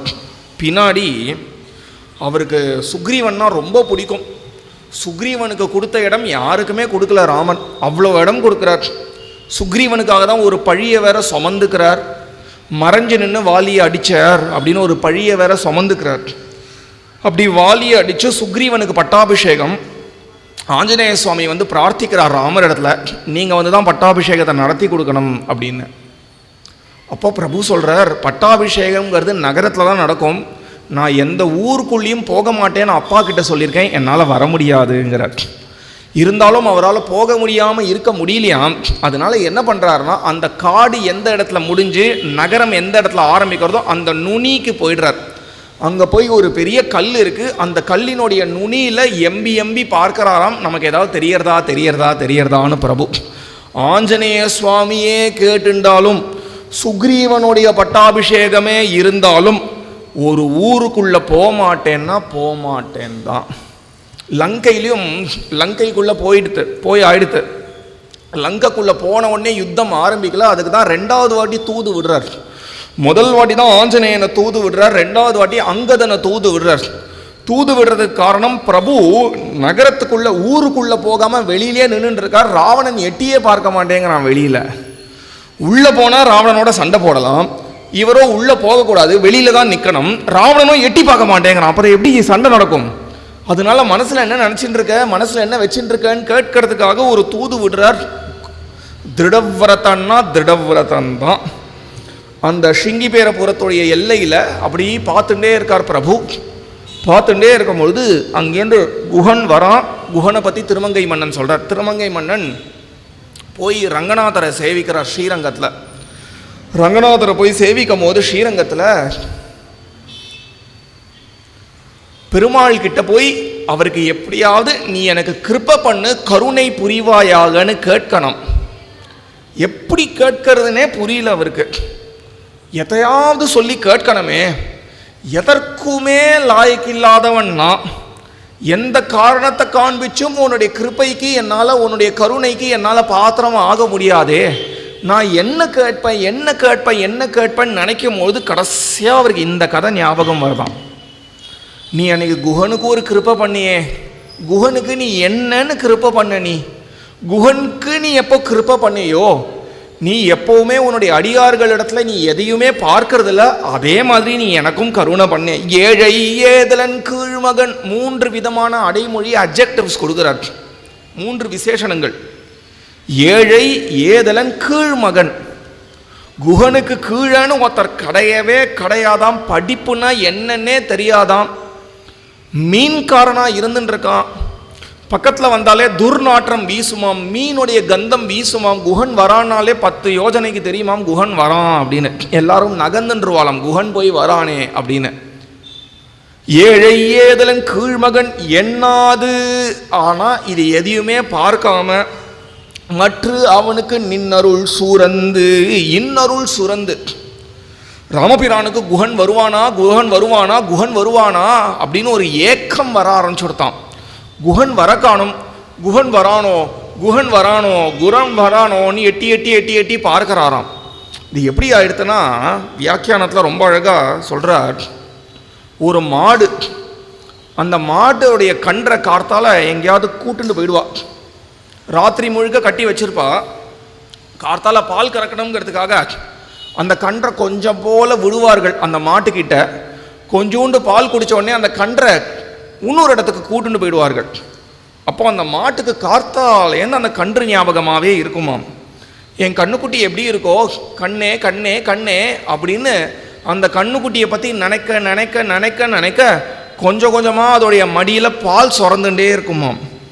கார்த்தால் ஆரம்பித்து சாயங்காலம் ஆன போது இதற்கு மேலே என்னுடைய கண்ணுக்குட்டியை பார்க்காம என்னால் இருக்கவே முடியாதேன்னு நினைக்கும் பொழுது அங்கேருந்து அந்த கண்ணுக்குட்டி அம்மா அப்படின்னு ஒரு சப்தம் கொடுக்குமா. அந்த சப்தத்தை கேட்டு தன்னுடைய குழந்தைய பார்த்த உடனே அந்த மடி நிரம்பிடுமாம். இப்போ அந்த மாட்டுக்கு அத்தியதிகமாக பால் சொரந்து சொரந்து சொரந்து இப்போ அந்த மாட்டுக்கு என்ன ஆயிடும்னா, இந்த பாலை நான் போய் கொடுக்கணுமே அந்த கண்ணுக்குட்டிக்குன்னு ஆயிடும். இந்த பாலை வாஸ்தவத்தில் குடிக்கிறதுனால அந்த கண்ணுக்குட்டிக்கு தானே போஷாக்கு, அந்த கண்ணுக்குட்டிக்கு இந்த பால்னால ஒரு நன்மை ஏற்படும் அப்படிங்கிறதுலாம் போக, இப்போ இந்த பால் அந்த மாட்டினுடைய உடம்பு முழுக்க சொரந்து இந்த மாட்டுக்கு ஒரு உயிர் ஆபத்து ஏற்பட்டுடுமா. இந்த சொரந்த பாலெல்லாம் இப்போ அந்த கண்ணுக்குட்டி சாப்பிடணுமே, சாப்பிடலன்னா எனக்கு உயிரே போயிடுமேங்கிற அளவுக்கு ஒரு உயிர் ஆபத்து இந்த மாட்டுக்கு எப்படி வருமோ, அதே மாதிரி ராமபிரானுக்கு ஷிங்கிபேரபுரத்துக்கு போகிறோம், குஹனை பார்க்க போகிறோம்னு நினைக்க நினைக்க நினைக்க பக்கத்தில் வர வர வர அவருடைய திருமேனி முழுக்க ஒரு அருள் சுரக்க ஆரம்பிச்சுடுத்தான், கருணை சுரக்க ஆரம்பிச்சுடுறான். ஷிங்கிபேரபுரம் போனதுக்கப்புறம் நிறைய கருணை சுரந்து எங்கேயாவது குஹன் வரமாட்டானோ, இதோ இவனா குஹன், அதோ குஹன், இதோ குஹன்னு நினைக்க நினைக்க நினைக்க நினைக்க இப்போ என்ன ஆயிடுத்து அப்படின்னா, இவருக்கு இப்போ இவ்வளவு அருள் சுரந்திருக்கே, இந்த அருளை எல்லாத்தையும் இந்த குஹனின் பால் நம்ம சுரக்கணும், குஹனுக்கு இத்தகைய அருளை பண்ணணும், பண்ணினா குஹனுக்கு நன்மை அப்படிங்கிறது போக ராமருக்கே அப்போதான் நன்மையாம். இல்லாட்டி அந்த அருள் எப்படி அத்தியதிகமாக பால் சுரந்து அந்த மாட்டினுடைய உயிருக்கே ஒரு ஆபத்து வந்து கொடுத்தோ, அதே மாதிரி அவ்வளோ அருள் சுரந்து ராமருக்கே ஆபத்து வந்து கொடுத்தான். குஹன் வருவானோன்னு பார்த்து பார்த்து ஏங்கி ஏங்கி கடைசியா குஹா அப்படின்னு பார்த்தோன்னே அவரால் தாங்கலை. அவன் பக்கத்திலே வரமாட்டேங்கிறான், நாயந்தே அப்படின்னு தள்ளி தள்ளி பின்னாடி போறான். வா குஹா வா அப்படின்னு அவனை நன்னா இழுத்து பக்கத்தில் அழைச்சின்னு மார்போடு ஒரு ஆலிங்கனம் பண்ணாராம். அந்த மாட்டினுடைய முளை காம்புல அந்த கண்ணுக்குட்டி பால் வச்சு குடிச்சதுன்னா எவ்வளோ சந்தோஷமா அந்த மாட்டுக்கு இருக்குமோ, அதே மாதிரி ராமபிரான் அந்த குஹனை கூப்பிட்டு மார்பு ஆலிங்கனம் பண்ணிக்கிறார். இன்னருள் சூரந்து. உடனே சீதையை அறிமுகப்படுத்துறார் குஹனுக்கு. எப்படி அறிமுகப்படுத்தலாம்? எப்படி வேணா அறிமுகப்படுத்தலாம். ஜனகனினுடைய குமாரி அப்படின்னு அறிமுகப்படுத்தலாம், தசரதனுடைய மாட்டு பெண்ணை அறிமுகப்படுத்தலாம், என்னுடைய மனைவி அப்படின்னு சொல்லலாம், மிஸ்ஸஸ் ராமன் அப்படின்னு சொல்லலாம். ஏன்னா இந்த அவதாரத்தில் அதுவே ஒரு ஏற்றம். 16,000 மனைவிகள் கிடையாது, ஒரே மனைவி தான் ராமனுக்கு, இல்லையா? என்னுடைய மனைவின்னு சொல்லலாம். இது எல்லாத்தையும் போட்டுட்டு அந்த ஏழை, அந்த ஏதலன், அந்த கீழ்மகனை பார்த்து சொல்றார் உன் தோழிங்கிறார் சீதையை பார்த்து. அப்புறம் லக்ஷ்மணனை பார்த்து சொல்றார் உம்பி எம்பி அப்படிங்கிறார். உம்பி எம்பினா உன் தம்பி என் தம்பி அப்படின்னு அர்த்தம். பெரியவர்கள்னால் சுவாரஸ்யமாக சொல்லுவார்கள். கம்பனும் சொல்கிறான் குஹனோட ஐவரானோம் அப்படிங்கிறான். அப்போது ராமர் லக்ஷ்மண பரத சத்ருக்னனோட சேர்ந்து குஹன் அப்படிங்கிற ஒரு சகோதரன் ஏற்பட்டுள்ள அப்படி புரிஞ்சுக்க கூடாது. எப்போ லக்ஷ்மணன் ராமனுக்கும் தம்பி குஹனுக்கும் தம்பியே ஆயிட்டானோ அப்போ சத்ருக்னன் பரதன் லக்ஷ்மணன் குஹன் ராமன்னு லக்ஷ்மணனுக்கும் ராமனுக்கும் நடுவில் குஹன் வந்துட்டானாம். அந்த குஹனோட கொஞ்சம் நேரம் இருந்து குஹன் பலவிதமாக பிரார்த்தனை பண்ணிக்கிறான். வயம் பிரேஷ்யாக பவான் பர்த்தா சாதுராஜ்யம் பிரசாதினக, நீ இங்கே இரு ராமா அப்படின்னா பலவிதமாக பிரார்த்தனை பண்ணிக்கிறான். குஹனுடைய பிரார்த்தனை எல்லாத்தையும் செவி மடுக்கிறார். அன்னைக்கு ராத்திரி அங்கேயே தங்குறார். அடுத்த நாள் காலத்தால பிறந்த உடனே பக்கத்தில் இருக்கக்கூடிய ஒரு ஆலமரத்தை தட்டி அந்த ஆலமரத்தினுடைய விசேஷத்தனா கேட்டு குஹனினுடைய கையினால் ஆலம் பாலை கொண்டு தன்னுடைய தலைக்கு ஜட்டை போட்டுன்றார் பிரபு ஸ்ரீராமர். ஜட்டை போட்டுக்கிறத பார்த்து சீதாதேவி முதல் முறையாக கண்ணீர் சிந்தரா. அப்புறம் கங்கை கரை வருது. கங்கை கரையை கடக்க போகிறார் பிரபு. குஹன் கிட்டேருந்து ஓடத்தை வாங்கிட்டார். ஓடத்தை வாங்கின்னு குஹன் அந்த ஓடத்தில் ஏறின்ட்டான். லக்ஷ்மணன் சீதை ராமரும் அந்த ஓடத்தில் ஏறும்பொழுது அங்கே இருக்கக்கூடிய சுமந்திரர் கையை கூச்சின்னு அடியேனுக்கு என்ன உத்தரவுனே சொல்லவே இல்லையே அப்படின்னு கையை கூச்சின்னு நிற்கிறார். பிரபு சொல்கிறார், நீ கிளம்பலாம், நீங்கள் அயோத்திக்கு போகலாம். ஏன் அப்படின்னா இப்போ ஒரு ராஜா கிட்டேருந்து இன்னொரு ராஜாவுக்கு ராஜ்யம் போகக்கூடிய ஒரு சமயம், ரொம்ப முக்கியமான காலகட்டம் இது. இப்போ தான் எதிர் ராஜ்யத்துலேருந்து ஏதாவது ஒரு படையெல்லாம் எடுக்கலாம். அதுவும் நம்ம ராஜ்யமே இப்போ ரொம்ப ஃப்ரஜைலாக இருக்குது. யார் வேணால் என்ன வேணால் பண்ணிடலாம் அப்படிங்கிற நிலையில் இருக்குது. அப்படி இருக்கக்கூடாது. நீங்கள் கூட இருந்தால் நான் கொஞ்சம் தைரியமாக இருப்பேன். லக்ஷ்மணனும் இங்கே இல்லை. லக்ஷ்மணனும் என் கூட வந்துட்டான். பரதன் வர வரைக்கும் இந்த ராஜ்யத்தை பாதுகாத்து பரதன்கிட்ட ராஜ்யத்தை ஒப்படைச்சு பரதனுக்கும் ஒரு நடுக்கம் ஏற்படாமல் பரதனையும் நிலை நாட்டுவதன் பொருட்டு நீங்கள் கூட இருந்தால் எனக்கு கொஞ்சம் மனசுக்கு ஆறுதலாக இருக்கும். நீங்கள் திருப்பி அயோத்திக்கு போங்கள் அப்படின்ன உடனே அங்கே சுமந்திரன் ஓன்னு அழ ஆரம்பிக்கிறார். 4 லட்சம் வயசு, எழுத்தாப்பில் இருக்கக்கூடியவனுக்கு 24 வயசு. அழ ஆரம்பிக்கிறார் சுமந்திரர். சுமந்திரர் பலவிதமாக பிரார்த்தனை பண்ணிக்கிறார். நான் எப்படியோ தப்பிச்சோம் பழச்சோம் வந்தேன்னு நினச்சேன். இப்படி பாதியிலே நான் அனுப்பினா எந்த விதத்தில் நியாயம்? என்னை நீங்கள் அயோத்தியிலேயே விட்டுட்டு வந்திருக்கலாம், பெருசாக எனக்கு தெரிஞ்சிருக்காது. ஆனால் எப்போ என்னை பாதியில் கூட்டுன்னு இங்கேருந்து என்னை திருப்பி கலப்புறையர்களோ எனக்கு நீங்கள் ஆசை காண்பிச்சு மோசம் பண்ண மாதிரி ஆகிடும். அப்படி நீங்கள் பண்ணுறது வழக்கம் கிடையாது. நான் உங்களை கெஞ்சி கேட்குறேன், உங்ககிட்ட நான் பிரார்த்தனை பண்ணிக்கிறேன், என்னை எப்படியாவது கூட்டுண்டு போயிடுங்கோ. ராமா, எனக்கு 24 வருஷ காலங்களாக ஒரு விதமாக ஒரு நாள் ஓட ஆரம்பிச்சு கொடுத்துறா ராமா. எனக்கு இதை தவிர புதுசாக எதுவுமே தெரியாது. கார்த்தால எழுந்துக்கும் போதே ராமனை பார்க்கணும், ராமரை பார்க்கணும், ராமரை பார்க்கணும்னு தோணும். எழுந்த உடனே நான் உன்னுடைய அரண்மனை வாசலில் வந்துடுவேன். சூரியன் உதிச்சதோ இல்லையோ, அரண்மனை வாசலில் வந்த உடனே நீ அந்த ரதத்தில் எழுந்தருளுவ. இங்கே போனம்ப, அங்கே போனம்ப, இங்கே போனம்ப, என்னென்னமோ உத்தரவுலாம் கொடுப்ப. அந்த உத்தரவு எல்லாத்தையும் கேட்டுண்டு உன் கூடவே அந்த நாள் போகும். கடைசியாக சூரியன் அஸ்தமிக்கிறதேன்னு எனக்கு தோணும். ஐயோ, ராமன் கிளம்பிடுவானே, என்னை அரண்மனைக்கு போன்னு சொல்லிடுவானேன்னு தோணும். அதன்படியே ஒரு 7-8 மணி நான் ஆயிடுத்துனா உன்னுடைய அரண்மனைக்கு போனதுக்கப்புறம் நீ கிளம்பலாம் அப்படின்னு என்னை பார்த்து சொல்லிடுவேன். எனக்கு திருப்பி வீட்டுக்கு போகிறதுக்கே மனசு வராது. மூஞ்சியை தொங்க போட்டுன்னு இப்படி ஆயிடுத்தே அப்படின்னு நினச்சிட்டு பாதி அழுகையோடு போவேன்.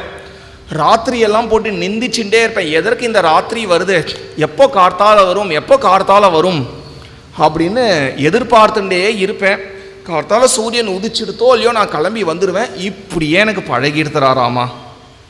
ஒரு நாள் இல்லை, 2 நாள் இல்லை, 10 நாள் இல்லை, ஒரு வாரம் கிடையாது, 24 வருஷங்களாக இப்படியே பழகிட்டேன்னா இப்போ திடீர்னு நீ இல்லாமல் 14 வருஷ காலங்கள் அயோத்தியில் நான் என்ன பண்ணுவேன் ராமா? பிரசீதேச்சாமி தேரண்யே பவித்தும் பிரத்யனந்தரஹ பிரீத்தியா அபிஹதமிச்சாமி பவமே பிரத்யனந்தரஹ. எனக்கு 2 ஆசை தான் இருக்குது என்னுடைய வாழ்க்கையிலே.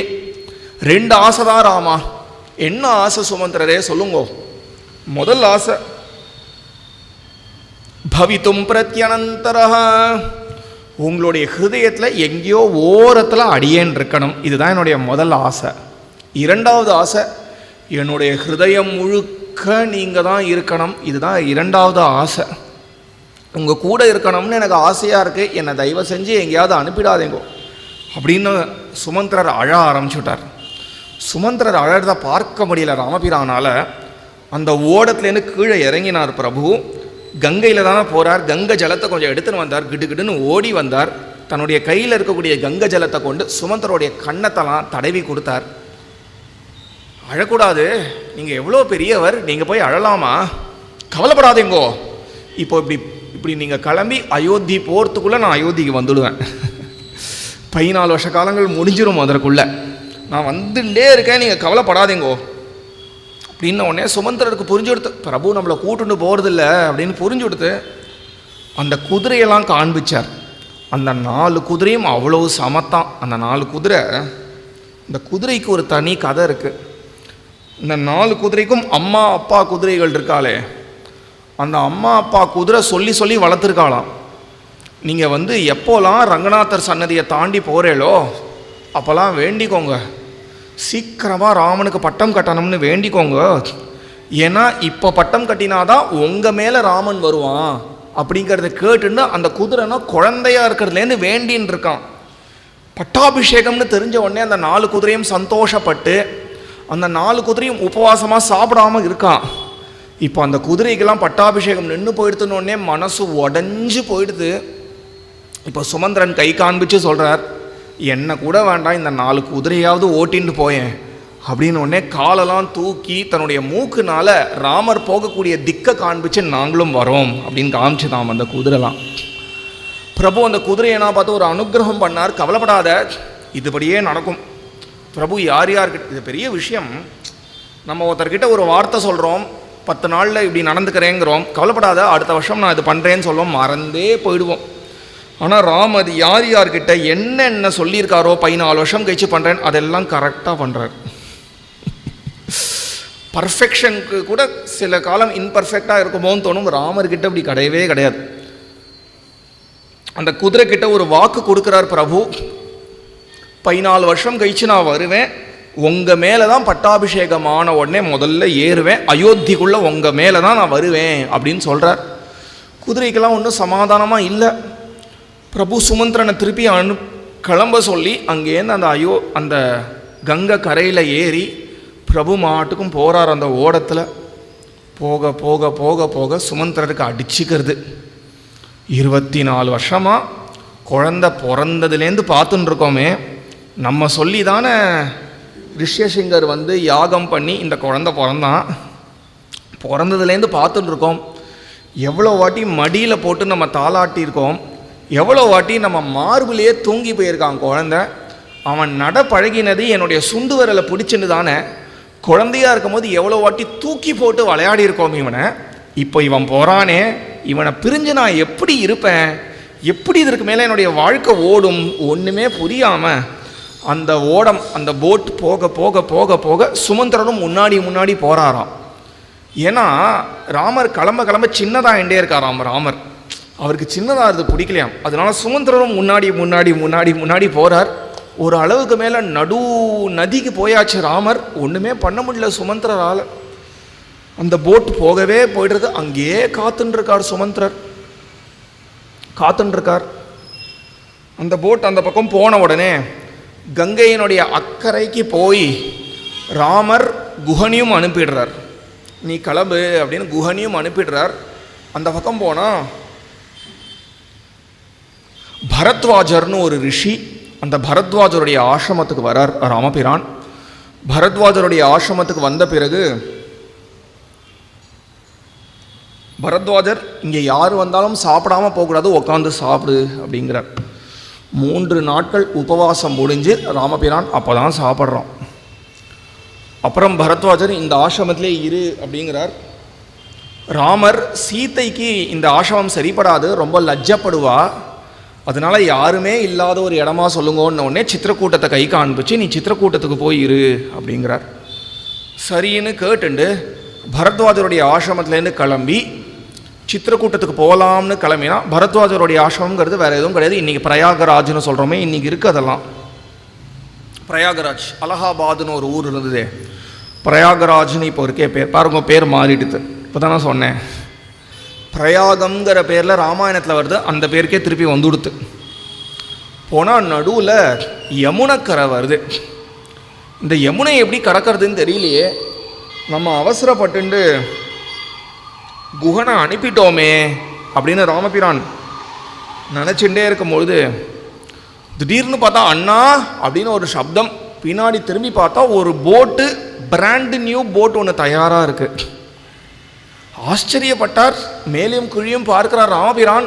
ஏதுடா அப்படிங்கிறார். அண்ணா உங்களுக்காக இப்போ நான் தயார் பண்ணேன்னா அப்படிங்கிறான் லக்ஷ்மணன். பிரபுக்கு புரியவே இல்லை. நானும் நீயும் ஒரே பாடங்கள் தான் படித்தோம், ஒரே வாத்தியார்கிட்ட தான் படித்தோம், ஒரே நாட்கள் தான் படித்தோம். ஆனால் பாருடா லக்ஷ்மணா, எனக்கு தெரியாத எவ்வளவோ விஷயங்கள் உனக்கு தெரிஞ்சிருக்கே அப்படின்னு லக்ஷ்மணனை தட்டி கொடுத்து யமுனக்கரையை கடந்து அந்த பக்கம் போனால் சித்திரக்கூட்டம் வருது. அழகான ஊர், சித்திரக்கூட்டம் மாதிரி ஒரு அழகு. இன்றைக்கி கூட அப்படி தான் இருக்குது. இன்றைக்கி அப்படி தான் இருக்குது. ஒரு 1.5 வருஷம் முன்னாடி சித்திரக்கூட்டம் போனோம். அங்கே போய் ஒரு நவாகம் பண்ணோம் ஸ்ரீ குருஜியோடைய தலைமையில். அப்போது இந்த சித்திரக்கூட்டத்தில் நிறையா ரிஷிகள்லாம் இருந்தான்னு வருது ராமாயணத்தில். இன்றைக்கி இருக்க சித்திரக்கூட்டம் அப்படிங்கிறதுல ஒரு டவுன் குட்டியாக ஒன்று இருக்குது, சின்ன டவுன். சித்திரக்கூட்டம்னு சொன்னால் அந்த சித்திரக்கூட்டம்ங்கிற ஊருக்குள்ளே ஒரு குட்டி டவுன் ஒன்று இருக்குது. அங்கே ரோடெலாம் போட்டிருப்பார்கள். ஒரு சில கிலோமீட்டர் தான், அது ரொம்ப சின்ன ஊர். அதற்கப்புறம் மீதி சித்திரக்கூட்டம்ங்கிறது முழுக்க காடு. அந்த காட்டுக்குள்ளேயும் போனோம். நானும் ஒருவரும் காட்டுக்குள்ளேயும் போனோம். ஒரு அளவுக்கு தான் ஜீப்லாம் போகும் காட்டுக்குள்ளே. அதற்கப்புறம் நடந்து தான் போகணும். ஒரு காரணமாக சொல்கிறேன், இதெல்லாம் நடந்து தான் போகணும். கையில் ஒரு குச்சி கொடுத்து ஒரு 1/2 கிலோமீட்டர் 3.5 கிலோமீட்டர் ஜீப்பில் போயாச்சு.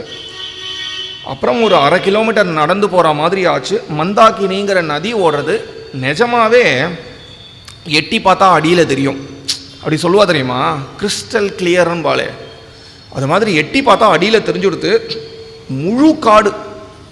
எவ்வளோ காடு அப்படின்னா, எனக்கு முன்னாடி இந்த கேமரா இருக்கு இல்லையா, அது தெரியாது என் கண்ணுக்கு. அவ்வளோ அடர்த்தியாக இருக்கும். ஒரு வருஷம் முன்னாடி ஒரு நியூஸ் ஆர்டிக்கல் ஒன்று படிச்சிருப்பேன். உத்தரப்பிரதேஷில் யாராவது இல்லை மத்திய பிரதேஷில் யாராவது ஏதாவது பண்ணி போலீஸ் தேடினா உடனே சித்திரக்கூட்ட காட்டுக்குள்ளே போய் ஒழிஞ்சுட்டான் அப்படின்னு. ஏன்னா கண்டே அப்படி 10 அடியில் ஒருத்தர் இருந்தால் கூட கண்ணுக்கு தெரியாது, அவ்வளோ அடர்த்தியாக இருக்கும்.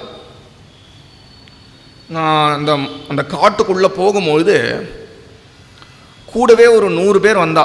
கூடவே ஒரு 100 பேர் நடக்க நடக்க நான் 4 அடி நடந்தேன்னா அவளும் 4 அடி நடப்பா, நான் நின்னேன்னா அவளும் நிற்பா. எனக்கும் அவளுக்கும் எப்பயுமே ஈக்குவி டிஸ்டன்ட்டாகவே இருக்கும். கடைசி வரைக்கும் என்னை ஃபாலோ பண்ணார்கள். குரங்கு, வேற யாரும் இல்லை. ஒரு 100 குரங்கு வந்தது கூடவே. 100 குரங்கு. நல்ல காட்டில் 4 கிலோமீட்டர் உள்ளே போய் பார்த்தா ராமாயணத்தில் வர்ணிச்சிருக்கா மாதிரியே இந்த காலத்தில். நான் போனது 2023 செப்டம்பர் 2023. இந்த காலத்தில் ராமாயணத்தில் வந்திருக்கிற மாதிரியே இன்னைக்கு காடுக்குள்ள அடர்த்தியாக இருக்கக்கூடிய இடங்களில் 300 குட்டீரங்கள் நான் பார்த்தேன். குட்டீரம்னா ஒன்றுமே இல்லை, சும்மா ஒரு மேடை மாதிரி இருக்கும், அவ்வளோதான், வேறு எதுவுமே இருக்காது. துணி ஒண்டி வளர்த்திருப்பார்கள், அதாவது காஷாயம் காவி அங்கே வளர்த்திருப்பார்கள். எல்லோரும் பாராயணம் பண்ணிட்டு இருப்பா, ஜபம் பண்ணிட்டு இருப்பா. இன்னைக்கு ஒரு 300 பேர் அது மாதிரி ஒரு 30 அடி கேப்பில் சின்ன சின்னதாக சில பேர் ஒண்டி ஒரு கூரை வீடு மாதிரி இருக்கும், குடிசை மாதிரி இருக்கும். சில பேர் குடிசையிலையும் கிடையாது, ஒரு மரத்துக்கு கீழே தான் இருப்பார்கள். அப்படி இன்னைக்கு இந்த காலத்தில் அது மாதிரி ஒரு 300 பேரை நான் பார்த்தேன். 300 பேர். அதில் ஒருத்தரோட பேசினேன். அவளுக்கெல்லாம் இப்போது என்ன வருஷம் எதுவுமே தெரியாது. எப்போ நீங்கள் வந்த சித்திரக்கூட்டத்திலாம் தெரியல அவளுக்கு. ஏதோ ஒரு கணக்கு சொல்கிறார், ஏதோ வந்தேன், ஒரு 20 வருஷம் முன்னாடி வந்தேன்னு நினைக்கிறேன் அப்படிங்கிறார். எதற்குமே எந்த வசதியும் கிடையாது, செல்ஃபோன் சிக்னல்லாம் கிடையாது, கையில் ஒரு டார்ச் லைட் கூட கிடையாது.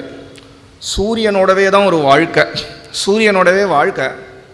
ஒரு நாள் முழுக்க பாராயணம், நாள் முழுக்க ஜபம், தியானம், இப்படியே ஒரு வாழ்க்கை. ராமாயணத்தில் ராமர் எப்படிலாம் சித்திரக்கூட்டத்தில் ரிஷிகளை சந்திச்சாரோ அதே மாதிரி ஒரு மேடை. எப்பயுமே ஜபம் பண்ணக்கூடியவர்கள் கீழே உட்கார மாட்டார்கள். ஏன்னா கீழே பூமியோட சம்மந்தப்பட்டால் பூமி அந்த ஜபத்துலேருந்து பங்கு ஒன்றுத்தை கேட்கும். அதனால்தான் ரொம்ப பெரியவர்கள்னால் பார்த்தா மரத்தினால ஒரு பாதுகை போட்டுப்பா. பார்த்துருக்கேல, சன்னியாசிகள்னால் மர பாதுகை போட்டுப்பா. ஏன்னா அந்த ஜபம் கீழே போயிடக்கூடாது அப்படிங்கிறதுனால அதுக்கு ஒரு ரிசர்வாயர் மாதிரி இருக்கணும்னு எப்பயுமே ஒரு ஆசனம் போட்டுன்னு தான் உட்காருவார்கள். கீழே முடிஞ்ச வரைக்கும் பூமி சம்பந்தம் இல்லாமே இருப்பார்கள். கீழே உட்கார மாதிரி எதுனா ஒரு ஆசனம் இருக்கும், அந்த ஆசனத்தில் தான் உட்காருவார்கள். அப்படி அவர் ஒரு மேடை ஒன்று இருந்தது, அவரை சுற்றி ஒரு மஸ்கிட்டோ நெட் இருந்தது, வேறு எதுவுமே அவரோட பேசியிருந்தாங்க. கொஞ்சம் நேரம் பேசிகிட்டே இருக்கும்பொழுது அவர் என்னை பற்றி விசாரித்தார், நான் அவரை பற்றி விசாரிச்சு கடைசியாக அவர் சொன்னார், நான் தியானம் பண்ணுற இடத்த உனக்கு காட்டுறேன் அப்படின்னு. அவர் இறங்குறார். அவர் இறங்கி இது மாதிரி ஒரு மேடை இறங்கி 2 தப்படி நடக்கிறார். நடக்கும்பொழுது என்ன எடுத்து அவர் குடுமி அவிழ்ந்துடுத்து. குடுமி அவிழ்ந்து அவருக்கு முன்னாடி ஒரு 4 அடிக்கு போடுது அந்த குடுமி. சொல்கிறது புரியுறதா? அவர் ஒரு 5 அடிக்கு இருப்பார், 5-5.5 அடிக்கு இருப்பார். நல்ல மஸ்குலராக இருந்தார் பார்க்கறதுக்கு. ஒரு நாளைக்கு ஒரே ஒரு வேளை பால் ஒண்டி எடுத்து பாரோம். ஒரே ஒரு வேளை பால், அவ்வளோதான், வேற எதுவுமே கிடையாது. மழை பெஞ்சது அந்த ஊரில் அப்படின்னா சித்திரக்கூட்டம் அந்த சிட்டியே கிடையாது. அந்த டவுனுக்கும் இந்த காட்டுக்கும் இருக்கக்கூடிய சம்பந்தம் கட்டாயிடும். அவ்வளோதான். மழை பெஞ்சிற ஒரு 4 மாத காலங்கள் வெளி உலகத்துக்கும் உள்ள உலகத்துக்கும் சம்மந்தமே இல்லாமல் இருக்கும். இப்போ நம்ம இது மாதிரி தான் பார்த்தா என்ன கேட்போம், கெக்க புக்கன்னு தானே கேள்வி கேட்போம். நான் கேட்டேன், எங்கள் புலி சிங்கம்லாம் வராதான், இதோ நேற்று கூட வந்ததே அப்படின்னாரு அவர். ஆனால் எங்களை எதுவுமே பண்ணாது, நாங்களும் அது எதுவுமே பண்ண மாட்டோம். எங்களை பார்க்கும் பக்கத்தில் கூட வராது, தூரத்திலேருந்தே அப்படியே போயிடும். அதோட எந்த விதத்துலையும் நாங்கள் சம்மந்தப்பட மாட்டோம். நாங்களும் எந்த விதத்தில் இந்த குரங்கு தான் ரொம்ப படுத்தோம். அதற்காக தான் ஒரே ஒரு குச்சி ஒன்று வச்சுருப்போம்னு ஒரு குச்சி வேற காண்பிச்சார். இப்படி இருக்கா, உங்களால் நம்ப முடியாதா? நான் நம்பாதீங்கோ, போய் பார்த்துருவாங்கோ. சித்திரக்கூட்டம் மத்திய பிரதேஷ் உத்தரப்பிரதேஷ் பார்டரில் இருக்குது. இன்றைக்கும் ராமாயணத்தில் வரா மாதிரியே இருக்குது. ஷிங்கிபேரபுரம் இன்றைக்கும் ராமாயணத்தில் இருக்கா மாதிரி இருக்கும். அதுலேயும் 1000 சாதுக்கள் இருக்கா. ஷிங்கிபேரபுரத்தில் வெறும் மாவை ஒண்டி தான் சாப்பிடுவாவா. மாவு இருக்குது தெரியுமா, சப்பாத்தியாக பண்ணாத மாவு. அந்த மாவு கொஞ்சோண்டு இத்தினோண்டு எடுத்து வாயில் போட்டுப்பார்கள், அவ்வளோதான். சாத்வீகமான உணவு. நம்ம எது சாப்பிட்றோமோ அது மாதிரி தான் இருப்போம். நிறைய புளிப்பு சாப்பிட்டோம்னா காம சிந்தனைகள் வரும். நிறைய காரமாக சாப்பிட்டோம் அப்படின்னா நிறைய கோபம் வரும். தயிர் மாதிரி நிறைய எடுத்தோம்னா தூங்குவோம் நன்னா. அதனால சாத்வீகமான உணவு உட்கொள்ளணும். இருக்கிறதுலே சாத்வீகமான உணவு மாவுன்னு தேர்ந்தெடுத்து அந்த மாவை ஒண்டி சாப்பிடுவார்கள் அவர்கள். அதனால் நிறையா பேர் எனக்கு தெரியும் என்ன பண்ணுவா அப்படின்னா, இங்கே அயோத்திக்கு போகும்போது நிறையா மாவு வீட்டிலேருந்தே எட்டுண்டு போயிடுவார்கள். அது ஒரு 4-5 ஹவர்ஸ் தான். இந்த ஷிங்கிபேரபுரத்துக்கு போனால் அந்த சாதுக்களுக்கு கொடுப்பான் அந்த மாவை கொஞ்சோண்டு இவ்வளோ. அதாவது ஒரு சப்பாத்தி பண்ணுறதுக்கு எவ்வளோ மாவு ஆகும்? நான் சப்பாத்தி எட்டதில்லை, சும்மா கையை காண்பிக்கிறேன். அந்த மாவை எடுத்துன்னு வாயில் போட்டுப்பார்கள், அவ்வளவுதான். அன்னைக்கு நாளில் ராமநாமம் சொல்லுறதுக்கு அவர்கள் பண்ணக்கூடிய சாதனைக்கு உடம்புல எவ்வளோ சக்தி வேணுமோ அவ்வளோ சக்தி கொடுத்துரும். அதற்கு மேலே எதுவும் தேவையில்லை. அவங்க ஓட போகிறாளா, அழ போகிறாளா, நம்மளை மாதிரி சிரிக்க போகிறாளா, நம்மளை மாதிரி ஒரு உலக வாழ்க்கை தான் வாழ போகிறார்களா? இப்படி சித்திரக்கூட்டத்தை பற்றி சொல்லிகிட்டே போகலாம். அழகான ஊர். ராமருக்கு சித்திரக்கூட்டத்துக்குள்ளே வந்த உடனே அயோத்தியை விட்டு பிரிஞ்சிருக்கோம், அயோத்தியில் நடந்த கஷ்டங்கள் எல்லாம் மறந்து போய் சந்தோஷமாக இருக்கார் சித்திரக்கூட்டத்தில். இப்படி வால்மீகி கேமராவை சுமந்திரர்கிட்ட கூட்டுன்னு வரார். சுமந்திரர் வந்தால் அந்த அங்கேருந்து கிளம்பி கிடுன்னு அயோத்திக்கு வரார் சுமந்திரர். அயோத்திக்குள்ளே கால வேளையில் வந்தால் சரியாக வராது, நம்ம நடுராத்திரி வரலாம். கால வேளையில் வந்தால் ஜனங்கள் எல்லாரும் நம்மளை முற்றுகை எடுப்பா, கேட்பா ராமரை பற்றி என்ன பதில் சொல்லுறது. நடுராத்திரி நம்ம வந்தோம்னா எப்படியாவது நியூஸ் பில்ஃபர் ஆகிடும். இவங்கிட்ட சொல்லி அவங்ககிட்ட சொல்லி ஸ்பில் ஆகிடும் நியூஸ். கார்த்தால அவர்களுக்கே தெரிஞ்சிடும் நம்மளை கேட்க மாட்டா அப்படின்னு ஒரு இடத்துல பார்க் பண்ணி நடுராத்திரிக்கு தான் கிளம்புறார் அயோத்திக்கு. நடுராத்திரிக்கு கிளம்பினா அயோத்தியினுடைய எல்லையில் 1,00,000 ஜனங்கள் காத்துருக்கான்.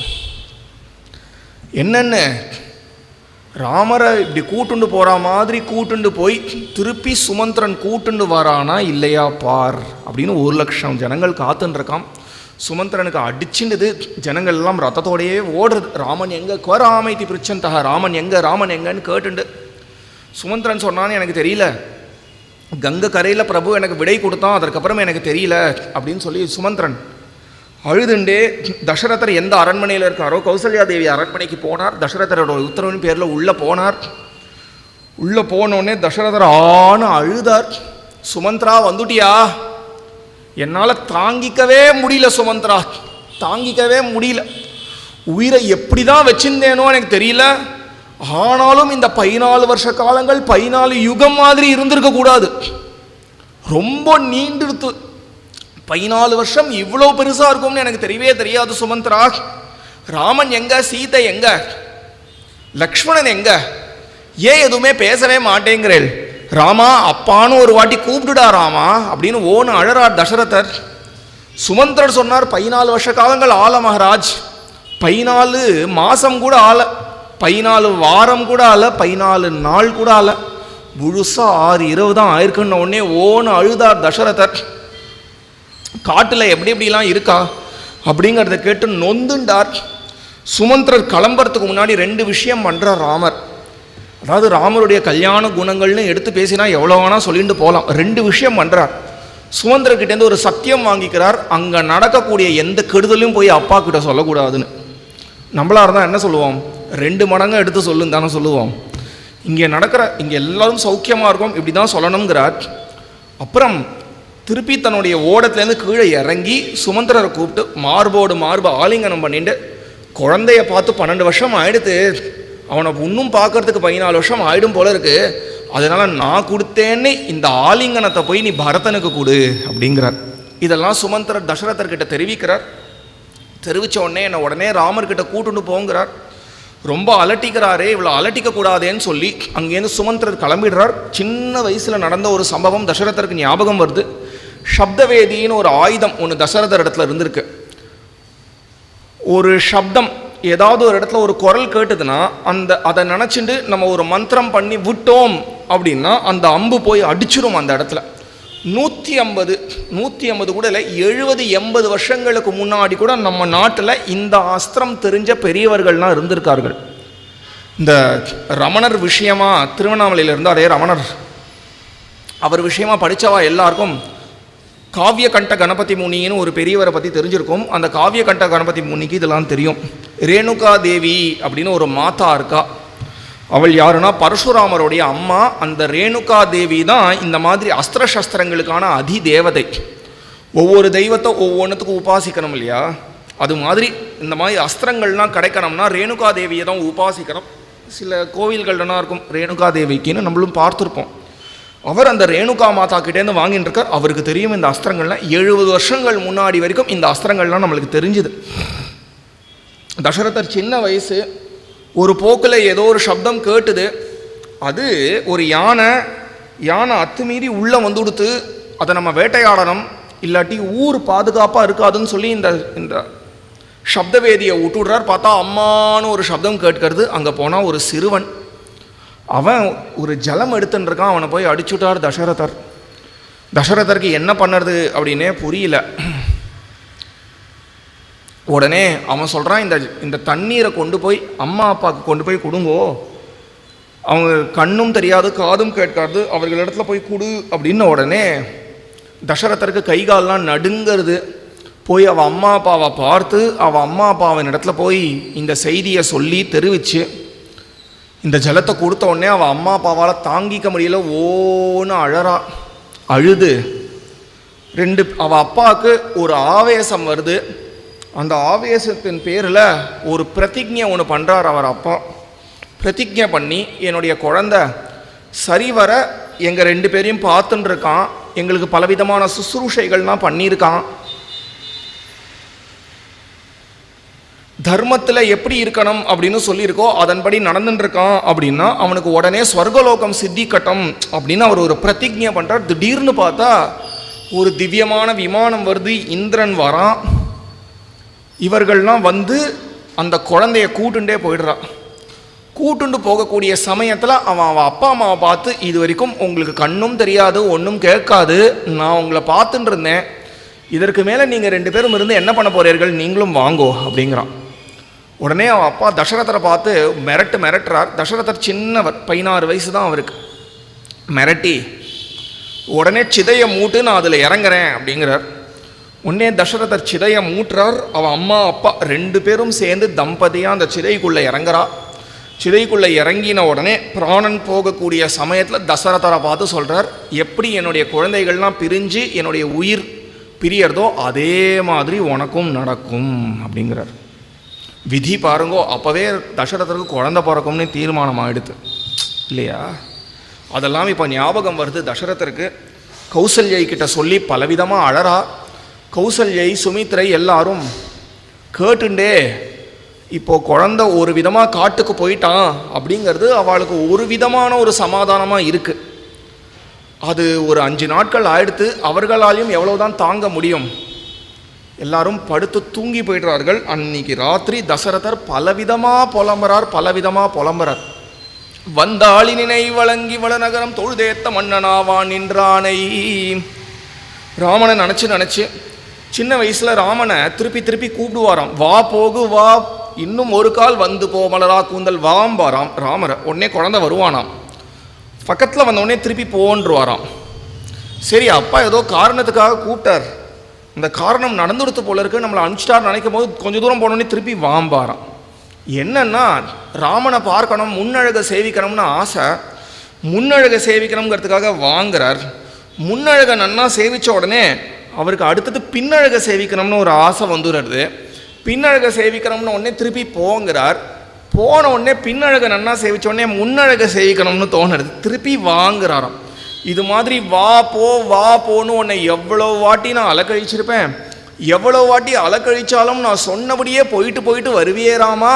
இப்போ கடைசி ஒரு வாட்டி உன்னை கேட்கிறேன்டா, இதற்கு மேலே நான் எதுவுமே கேட்க மாட்டேன், ஒரே ஒரு வாட்டி வாயேன், நீ வந்து அப்பான்னு ஒரு வாட்டி கூப்பிடு. நீ அப்பான்னு கூப்பிடுறதை கேட்டாலே என்னுடைய எல்லா துக்கங்களும் கரைஞ்சு ஓடிடும்.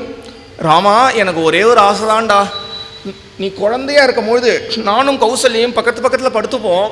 நீ என்ன பண்ணுவ, எங்கள் 2 பேருக்கும் இடுக்கில் வந்து எங்கள் 2 பேரையும் கொஞ்சோண்டு தள்ளி விட்டுட்டு நடுவில் ஒன்றை நீயே நுழைச்சிண்டு படுத்துப்ப.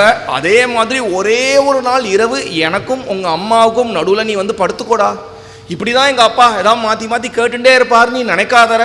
ஒரே ஒரு வாட்டி என்னுடைய கடைசி ஆசைடாராமா, உன்னை போய் நான் காட்டுக்கு அனுப்பிட்டேனே, உனக்கு சீத்தை எவ்வளோ பிடிச்சிட்டு இருந்தது அப்படின்னா, நீ நான் ஏற்றினா போரும் அப்படிங்கிற இடத்துல அந்த தனுசை உடச்சி கையில் கொடுத்துருக்க, அவ்வளோ பிடிக்குமா உனக்கு சீதை.